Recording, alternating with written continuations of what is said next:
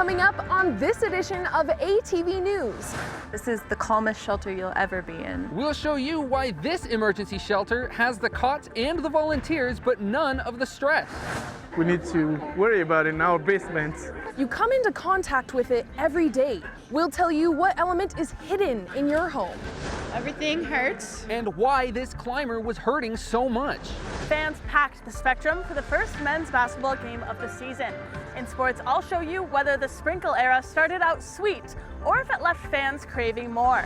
It wasn't just sprinkling on the basketball court. In weather, I'll show you if we'll have more rainstorms later this week.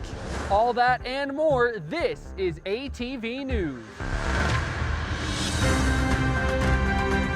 From the campus of Utah State University in Logan, Utah, the Department of Journalism and Communication presents the award-winning newscast, ATV News. What would have caused her to cross last minute like that when there's vehicles coming? Utah Highway Patrol is still trying to figure out why a woman ran across the road to her death. Welcome to ATV News. I'm Ryan Lawrenson. And I'm Paige Johnson. On Monday night, UHP says a 58-year-old North Logan woman was jogging west down 1400 North by 750 East. A pickup truck driver was coming home from work and had just passed a semi-truck. UHP says he did not see the jogger till it was too late. 5:35 in the afternoon is pretty dark. I wouldn't say it's completely dark, but it's at the point where it's at the tail end of dusk, and visibility in this area is not very good. There's not very much ambient light. The woman died after medics took her to the hospital 1 block away. Troopers are still investigating. They're waiting for dash cam footage from the semi-driver. You might have to keep your umbrellas closed as it has been raining off and on in Cache Valley. Noah Giles with ATV Weather is here to tell us how much rain and snow we've gotten in the past 24 hours. Noah? That's right, Ryan. The National Weather Service says we've had over half an inch of rain in the last 24 hours. This doesn't seem like much, but like these students running around campus, it came on pretty quick.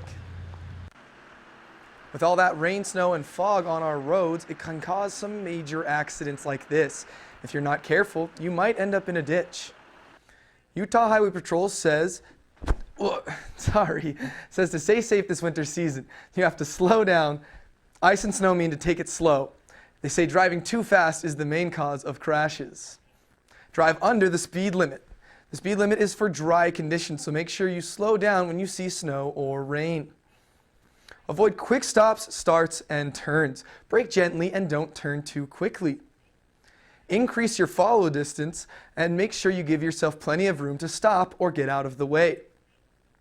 Use extra caution when changing lanes. Make sure that you check before you change and don't ever rush around semis. Do not forget to buckle up. These are just some of the things UHP says to help keep us safe this season. Will we be seeing more rain or snow this next week? I'll let you know in weather. Thanks, Noah.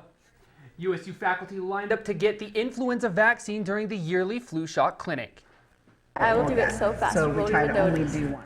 Bear River Health Department says within a minute the needle is in and out. After that, your immune system is ready to fight flu infections. They say you shouldn't worry about feeling sick after the shot.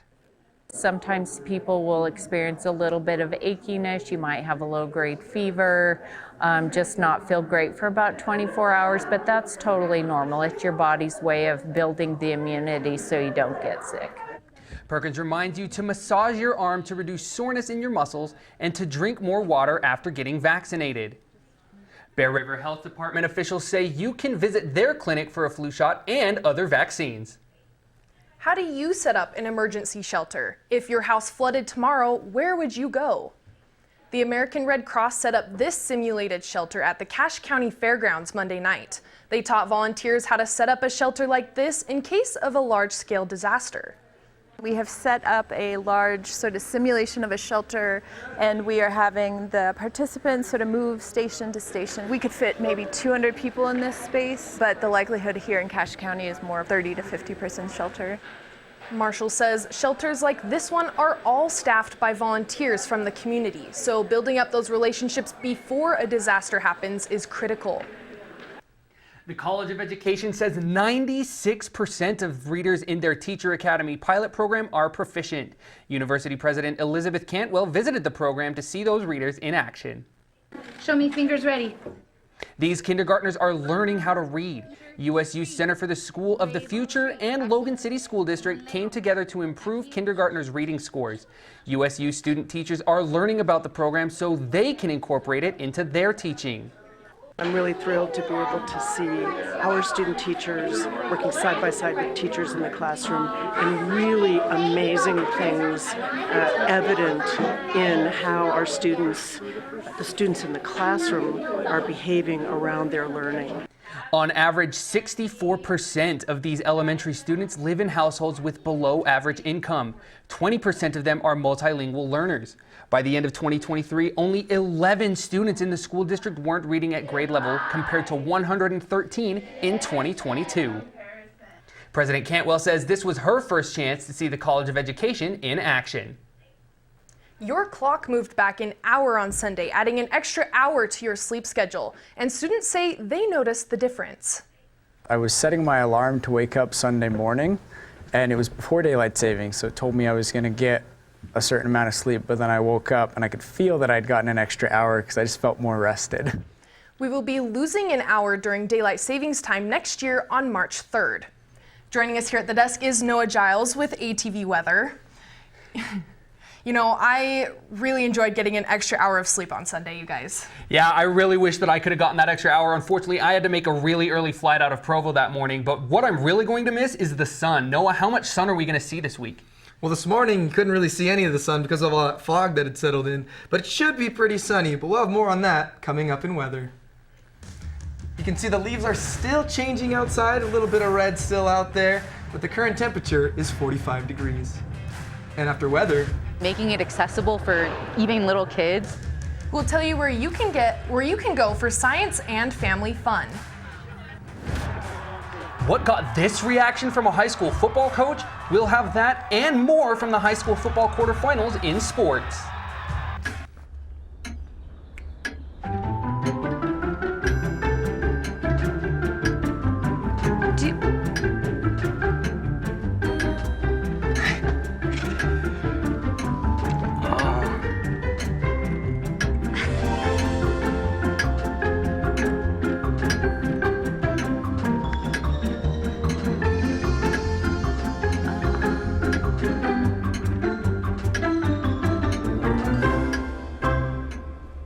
Listen, you're my friend. I noticed you haven't really been yourself recently.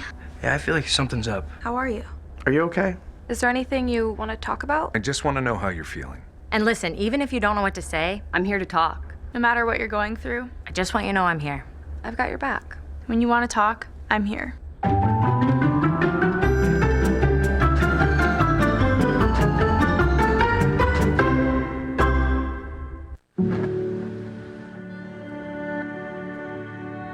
Hey there, I'm Lance Bass, and this is CHIP. For more than 100 years, American Humane has been on the front lines protecting animals in times of crisis. From Pearl Harbor to 9/11, the California wildfires, and the coronavirus pandemic, American Humane Rescue has provided life-saving assistance for animals in virtually every major national disaster. If you're anything like me, your pets mean the world to you. And if disaster strikes, you want to keep them safe. To prepare for an oncoming disaster, ensure your pet has secure and up-to-date identification. And if you must evacuate, remember to take your disaster preparedness kit with you. To learn more about disaster planning and how to keep your best friends safe, please visit AmericanHumane.org.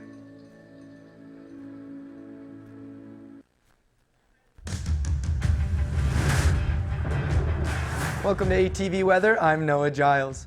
So as you can see behind me here on our national radar, we've got a little bit of a storm moving in. This is the same storm that just hit us. It's moving out towards the east coast, up to the north there. It's hitting Denver pretty hard right now, as you can see, and taking a direct line up there to Wisconsin and Michigan. They're getting a whole lot of precipitation out there, but The storm has already passed us. It's that same high pressure system that came from the Seattle area a couple weeks ago, and it's slowly just making its way out across the country. Looking at our state radar, we'll get a little closer look here. Not a whole lot going on in the state, but you can see just that movement right here from that storm. It's still moving eastward, but Denver is just right in the middle of everything right there. You might have noticed as you woke up this morning that you couldn't really see outside your windows. You can see right here, there's a lot of fog this morning around, until about 9:30. That is a look out over Cache Valley from Old Main, and this is from across at the Ag Science Building looking over to Old Main. You might notice you couldn't see Cache Valley or Old Main in either of these because of how thick the fog was. At about 10 or so, the fog started to dissipate, but you can see this big cloud layer still sitting nice and low. But moving into our 7-day forecast, we're not going to really see any rain this week. You look here, today the high is 43, the rest of the week sitting right in the mid to high 40s. And then as we move into the weekend, you can see we hit 52 on Sunday, 54 on Monday, and 57 on Tuesday coming up next week. That's all we've got for you in weather. Back to you at the desk page. Thank you, Noah. What do you know about radioactivity? ATV's Katie White went to Science Unwrapped, where chemist Scott Ensign presented on the basics of radioactive materials and lets the people who attended tell you about it in their own words. The more sound you hear, the more of those clicks you hear, the more particles of radiation are streaming out from this material. I know a lot about like the atomic bomb and things like that, but I didn't really know the science that went into it. Nuclear reactions, fusion and fission release tremendous amounts of energy. It was really cool to learn about everything that goes into that atom, how it becomes unstable, and different things that are like household items that are radioactive. Radioactive materials, as you've seen, are all around you, and you should not be overly worried about them. It was amazing. I think that even my younger kids could understand it. So.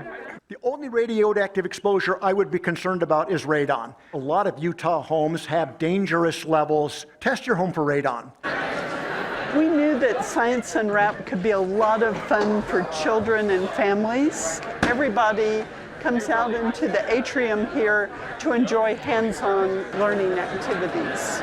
I can't do much chemistry in my house, but this is a perfect institution for things like this. I want them to be able to see what chemistry can do.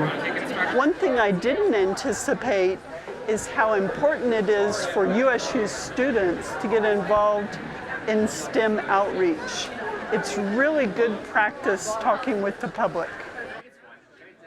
My whole goal of being here actually is to be a professor. I want to be a teacher someday. Yeah, I just love talking to kids about how important insects are. If I can change someone's mind about something that they're scared of, I think that's really valuable. Part 2 of the Building on Basics series begins January 19th with a presentation about rotational forces. Joining us is Anna Johnson from ATV Sports. Anna, were any of our Aggie sports teams radioactive over the weekend? Well, radioactive might be a little bit much, but a lot of our Aggies have been on fire lately. We had wins in soccer, volleyball, and way more. I'll have all that coming up. A three-peat and a first-time championship. In sports, I'll show you how the Aggies are making history in women's sports. Plus, you may have seen these touchdowns from Skyview running back Brevin Egbert before. Coming up, I'll show you if his dominance continued in the high school quarterfinals. And after sports. Come on, Mike. If Mike climbed this wall every 10 seconds from now until after the break, he still wouldn't come close to how many feet these climbers scaled over the weekend. Do you have a specific interest or want to study career-specific courses without declaring a full major? Then you should check out one of the 11 certificates the College of Humanities and Social Science offers. From the homepage, we can see the program overview, how it applies to a career, and links to other information. Here's what students in the program have to say about it. One says they appreciate the range of certificate subjects. Another says it's giving them official accreditation for future jobs. For more information, check out this URL or reach out to the program advisor. Hello, parents and prospective freshmen of Utah State. You seem tense. Please take a load off. Here at Utah State, we know the value of balance in student life. Balance. Balance. Balance. Utah State Student Housing, a balanced way of life. The Surplus Store. Someone's trash is about to be my treasure. We have cords and cables here. We have bags full of towels and sheets. Do you want this fold-up mattress? Because we don't. We got keyboards, paint cans, whatever this is, typewriters, computer monitors. It's destiny on the line, and we want you at Surplus. Products are not guaranteed to work. All sales are final. This commercial is not endorsed by Utah State. It was after shooting with your phone that you wanted to up your game, so you got a better camera. But your shots were shaky, so you got a tripod. But your audio was fuzzy, so you got a mic. But your shots were dark, so you got some lights. Now you got all this equipment, but you don't know how to use it. So you enrolled in Intro to Video.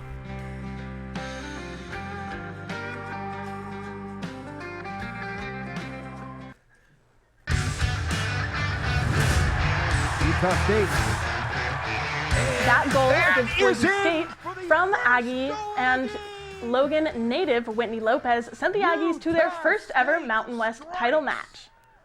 Welcome to ATV Sports. I'm Anna Johnson. Let's hop right into the second half of the Mountain West Conference Championship game against Colorado State in Laramie, Wyoming. After a tense first half, the Aggies and Rams of Colorado State were tied at zeros. But in the 68th minute, CSU junior Avery Vanderven was looking to change that, hitting this long-range shot that just missed the Aggies' crossbar, keeping USU keeper De'Ara Walton on her toes. In the 78th minute, USU senior Tess Wirtz passed to forward Kate Christian, who hit this shot right past Colorado State's keeper to put the Aggies ahead 1-0. In the 83rd minute, CSU junior Ali Yoshida hit this ball looking to sneak it into Utah State's net. But Walton is able to keep it out, pushing it into the goalpost before defender Kelsey Kafusi clears it away from goal. In the 90th minute, the Aggies held the ball by the corner flag as the crowd counted down to the final whistle, giving the Aggies the 1-0 win and their first ever Mountain West championship. With that win, the Aggies secured their place in the NCAA tournament. They'll play BYU, who Coach Manny Martins has never lost to at USU, in the first round of the tournament Friday. USU women's volleyball team hosted New Mexico in the first of two matches they needed to win to clinch the regular season Mountain West title. The Aggies won the first two sets and will pick it up in the beginning of the third. The Aggies spent the third set trading scores back and forth with the Lobos before pulling away with this kill from USU sophomore Bella Wooden, putting the Aggies up 9-6. That score set Utah State up to sweep New Mexico. In the final point of the set, the Lobos tried to hold on with this diving save from Caitlin Biasu, but Aggie junior Adna Mehmetovic hit this final kill to win the set 20-25 and complete the 3-0 sweep over New Mexico. That win clinched a share of the Mountain West regular season title for the Aggies, but Boise State still stood in the way of an outright conference win. The crowd and the players were hyped up and ready to go as the Aggies hosted the Broncos in the conference title match. In the first set, the Aggies and Broncos battled back and forth, sending the set into extra points before this error from Aggies Shelby Capion secured the first set for Boise State, 27-25. After winning the second and third sets, USU senior Tatum Stahl hit this, her 15th and final kill to put the Aggies up 6-5. The set was close again, but with that service error from Boise State's Kaylee Carpenter, the Aggies secured their third straight Mountain West regular season title, 27-25, winning the match 3-1. The Aggies host San Jose State on Thursday, where they will honor their 7 graduating seniors. Utah State traveled to San Diego to face off against the Aztecs in their 9th game of the season. They got off to a slow start in the first half with freshman quarterback McKay Hillstead leaving the game late in the second quarter with an injury. So we'll pick it up in the third quarter with the Aztecs up 7-3. On their first drive of the third quarter, USU quarterback Cooper Legat hits this 50-yard pass out to junior Jalen Royals, who brings it home for his only touchdown of the game to put the Aggies up 10-7 after the extra point. Early in the fourth quarter, Legat hands the ball off to junior Devon Booth, who runs it 19 yards in for his 5th touchdown of the season, putting the Aggies up 17-7. With 7 minutes left on 3rd and 9, senior running back Keenan Kristen sneaks the ball over the line to get the Aztecs within a field goal of the Aggies at 14-17. The Aggies could have shut the door on the Aztecs, but after dropping the snap on this punt attempt, USU's Ryan Marks kicks the ball into a San Diego State player, giving the Aztecs the ball on their own 46-yard line. They went on to score a 6-yard field goal to send the game into overtime. After trading touchdowns in the first overtime to tie the game at 24, Legas hands off to Aggie Robert Briggs, Jr., who squeezes through the Aztec defense to take it home and secure the double overtime win. They'll play Nevada at home Saturday. Skyview has been undefeated in our region, thanks in part to star running back Brevin Egbert, but they had to go without him for most of their quarterfinal against Green Canyon after he left the game in the first quarter with what his brother says was an MCL injury. We'll pick it up in the third quarter with the Wolves up 26-22 over the Bobcats.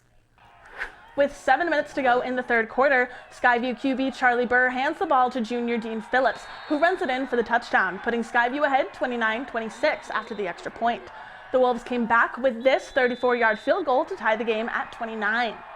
In the fourth quarter, Skyview's up 32-29, but with this interception by Green Canyon's Dewey Egan, the Wolves see their chance to upset the Bobcats. They drive down to Skyview's 1-yard line where QB Peyton Wilson goes for it on fourth down, pushing through the Skyview defense to get the touchdown and put Green Canyon up 36-32.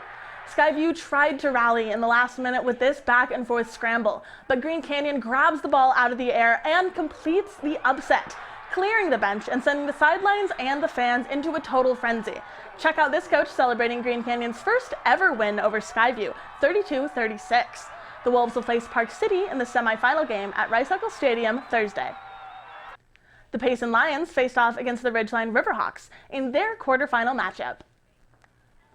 The Lions came out swinging in the first quarter with this run-in from number 1 Cooper Swayze to put them up 6-0 after going for and missing a 2-point conversion. The Riverhawks responded with this handoff to freshman Crew Jones, who took it in for the score. The Riverhawks kept it coming with this ball straight to 6'5" senior Carson Cox, who runs it in for the touchdown. The Riverhawks brought it home to beat the Lions 45-6. They'll face off against the Crimson Cliffs in the semifinal game Friday. I gotta put on my raincoat for this next one. There was way more than just a sprinkle in the spectrum at the Aggies basketball home opener against South Dakota. The points just kept pouring in. Aggie fans pounded into the spectrum to see the first competitive game of Danny Sprinkle's first season as USU head coach against the Division II South Dakota Mines.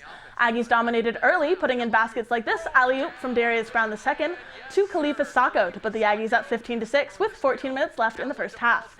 Making this easy layup to put the Aggies up 22, redshirt freshman and Cache Valley native Mason Falslev showed off his skills to finish off the first half.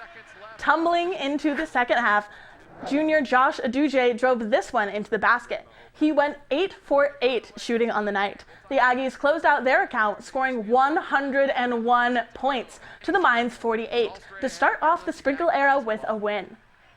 The women's basketball team opened their season losing to Cal State Northridge. The Aggies play their home opener against Eastern Washington Friday. Fifth-year senior Bowden Zarkovic made history as the first Aggie to win a match at the Intercollegiate Tennis Association's Fall National Championships.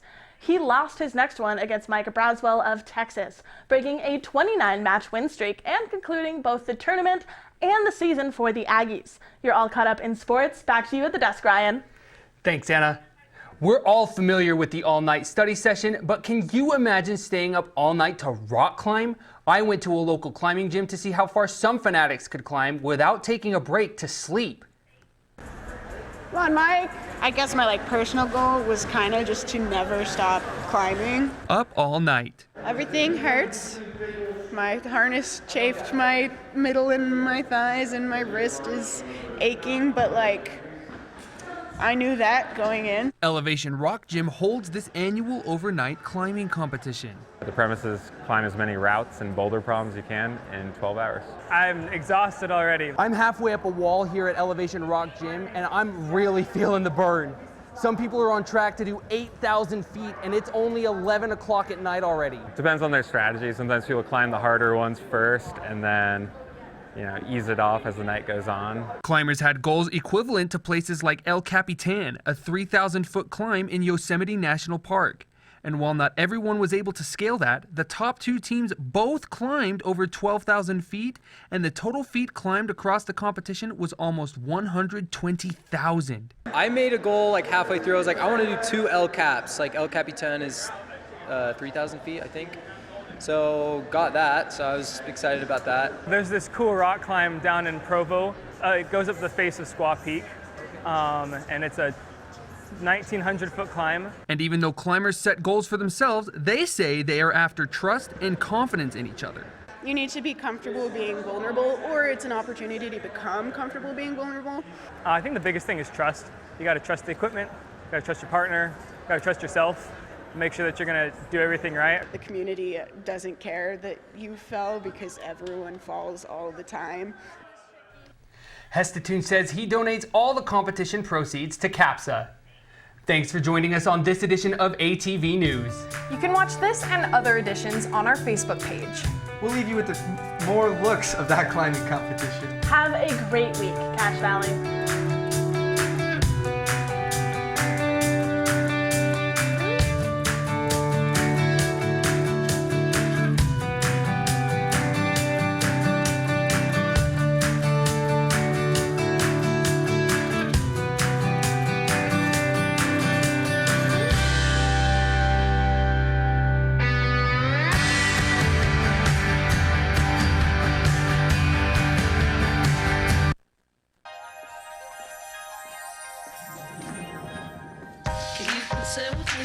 Imagine what you'd see if every child had a book to read. 'Cause every kid across the nation deserves a book to read, and we can make it happen right now.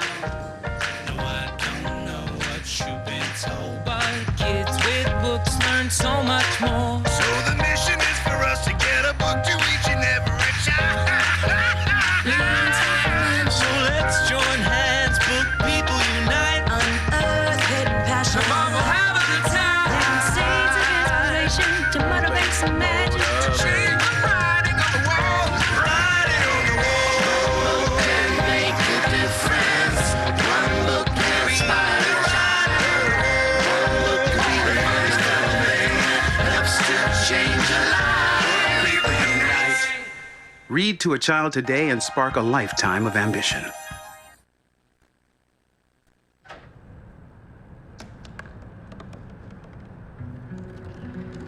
They said I couldn't dream. Called me a piece of trash and swore that's all I'd ever be.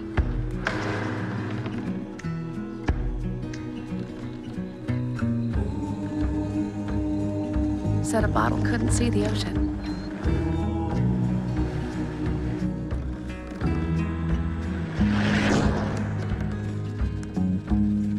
Give up.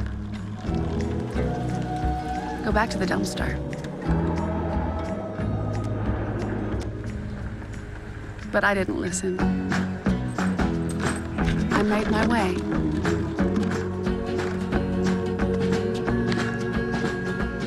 And now, I am what I've always wanted to be.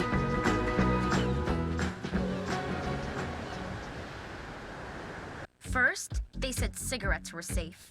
We know how that turned out. Now, they say they didn't market e-cigarettes to teens.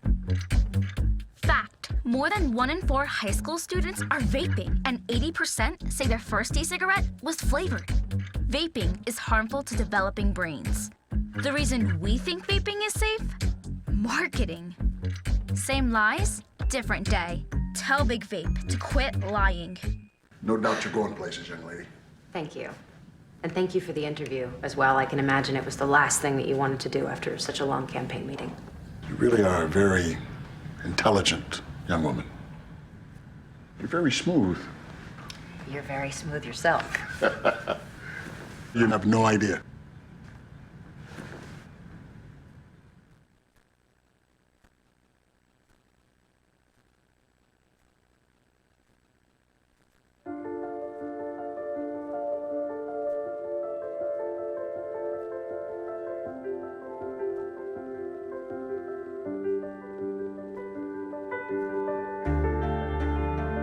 Body language. Without saying a word,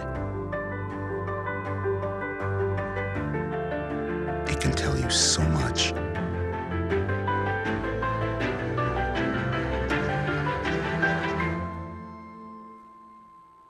Like someone is having a stroke. Know the sudden signs. Learn fast. F, face drooping. A, arm weakness. S, speech difficulty. T, time. Time to call 911 immediately. The sooner they get to the hospital, the sooner they'll get treatment. And that can make a remarkable difference in their recovery. Learn the body language, the sudden signs, and spot a stroke fast.